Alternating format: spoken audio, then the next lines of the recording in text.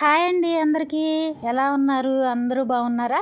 ఈరోజు మార్నింగ్ బ్రేక్ఫాస్ట్గా మా శ్రీవారు అయితే వంట చేస్తున్నారండి. అది ఏం చేస్తున్నారో ఎలా చేస్తున్నారో ఈ వీడియోలో అయితే చూసేయండి ఫ్రెండ్స్. ఇదిగోండి, శనగపిండి ఒక కప్పు తీసుకున్నారు ఒక గిన్నెలోకి. దాంట్లో వాటర్ పోసుకుని ఇలా పల్చగా అయితే ఎక్కడ గడ్డలు లేకుండా చక్కగా కలుపుకున్నారండి.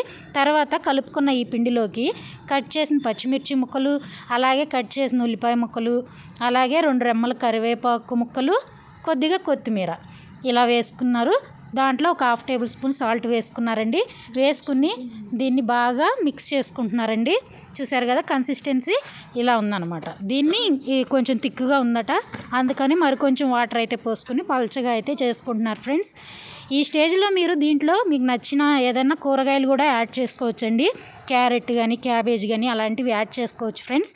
మేమైతే ఏమీ వేయలేదు, సింపుల్గా చేసేస్తున్నామండి. తర్వాత మనం కలిపి పెట్టుకున్న ఈ పిండిని చక్కగా ప్యాన్ వేడి చేసుకుని దోశలాగా అయితే ఇలా వేసుకుని ప్యాన్ అంతా స్ప్రెడ్ చేసుకుని పైనుంచి ఆయిల్ చల్లుకుని 2 వైపులా బాగా కాలేలాగా కాల్చుకుని తీసుకోవటమేనండి.